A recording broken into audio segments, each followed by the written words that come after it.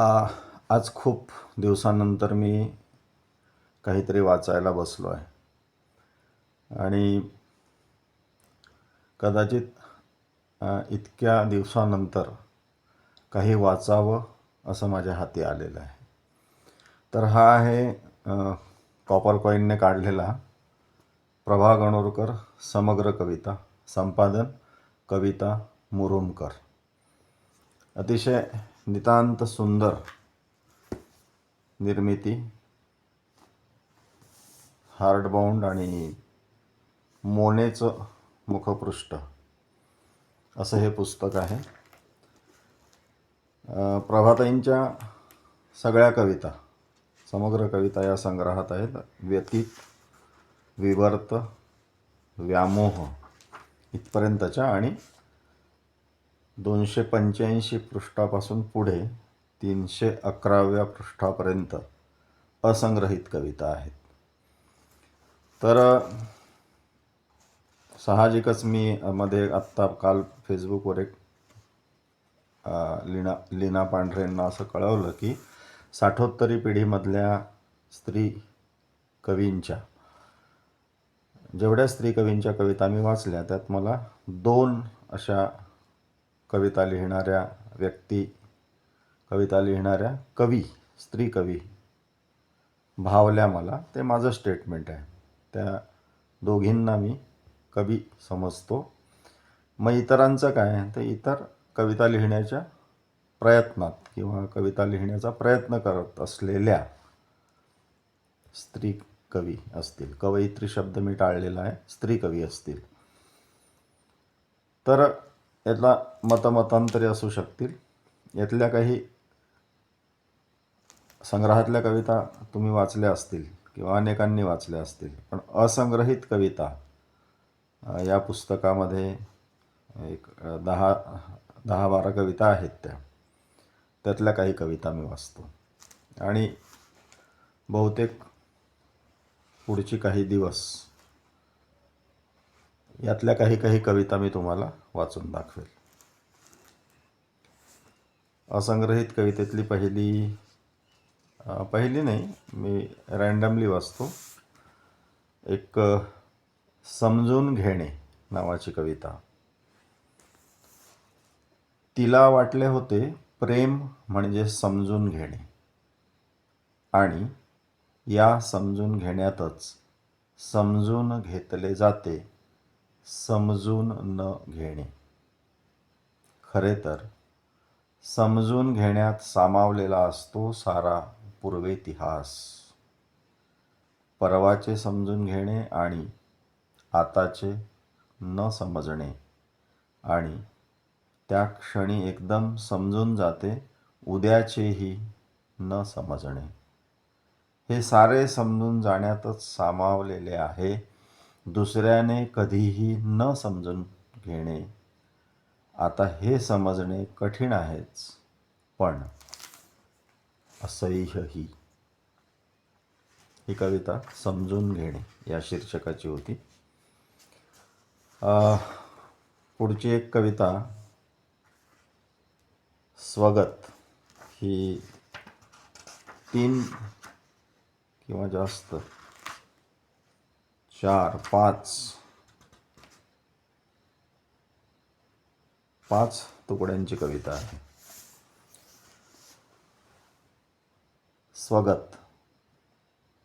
नदीतल्या दगडाप्रमाणे मी अव्याहतपणे सहन करीत राहते माझ्यावरून अखंड वाहत राहणारा दुःखाचा प्रवाह निरंतर. अर्थातच झिजत जाते मी, माझे सारे कंगोरे सपाट होतात, शेवाळ चढत जाते माझ्यावर, मी पडून राहते अनाम प्रवाहाच्या तळाशी निमूट. वरून हाडे टाकली जातात, राखही ओतली जाते. कोणाचे अनोळखी शब्द पोचतात खालपर्यंत, ज्यांना फक्त ध्वनी असतो, अर्थ विरून गेलेला असतो वाऱ्यावर. मी वाट पाहत राहते कधीतरी उगवणारा सूर्य एखादा किरण पोचविल तळापर्यंत त्या दिवसाची. ओंजळीत घेऊन अनुभवत राहावा पुन्हा पुन्हा असा पौर्णिमेच्या उगवत्या चंद्रासारखा एखादा क्षण आठवता येईल का आपल्याला मागे निघून गेलेल्या दिवसांच्या एखाद्या रात्रीतला? दूर निघून गेलेल्या आयुष्याची ती दिसेनाशी झालेली वाट उजळवणारा आजही, की सारेच दिवस आज आठवताहेत ते तसे भगभगीतच होते.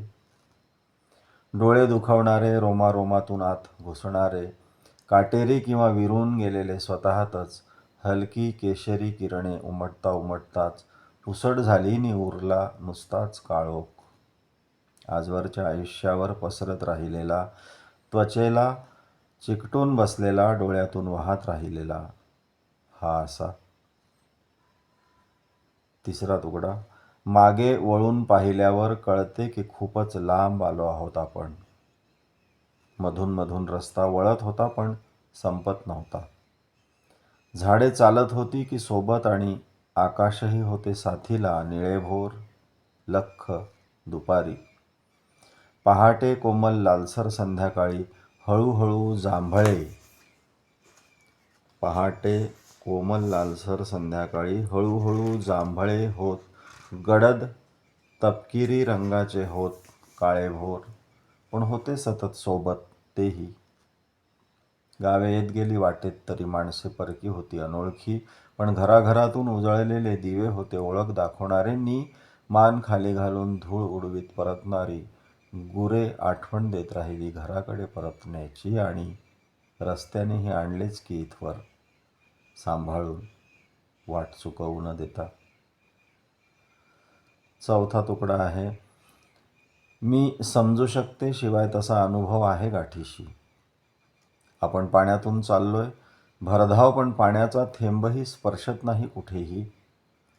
पाण्यातून जाण्याचा आनंद हा एक आभास आहे. नीट तपासून पाहताना स्वतःशी हे लक्षात येते की पाणी दिसते आहे, पण ते बाहेर आहे. जवळचे ओले करणारे नाही, तसेच तहान भागवणारेही नाही. तहान वाढवणारे आहे. ओठांना कळणार नाही कधीच या पाण्याची कोवळी माया, की पाय भिजवणारे नाहीच. हे पाणी शिरशिरी अंगावर आणतेसे वाटत असले तरी तपासून पाहिल्यावर अविश्वासाने कळते की आपण हात बाहेर काढून ओंजळीत घेऊ शकणार नाही. हे पाणी बाहेर खळाळताना दिसत असले सारखे, आणि आपण पुढे जात असलो तरी ते मागे जात आहे. आणि शेवटचा पाचवा तुकडा. इथे उंबऱ्याजवळ बसून दूरच्या झाडाच्या पानांच्या जाळीतून दिसते आहे ते मृदू निळेभोर आकाश. हा केवळ आभास आहे. ते वाटते तितके जवळ नाही आणि वाटते तितके निळेही नसावेच. इथून ते फक्त वाटते आहे तसे. केवळ भ्रमच असणार, किंवा ती किमया असावी त्या पानांनी केलेल्या जाळीची, तात्पुरती.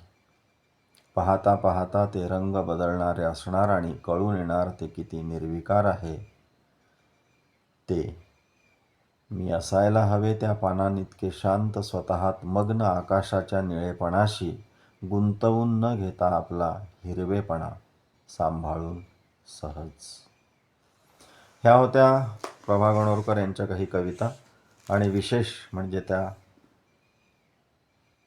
असंग्रहित होत्या. आणि हे खूप छान पुस्तक, तुम्ही जरूर हे घ्या.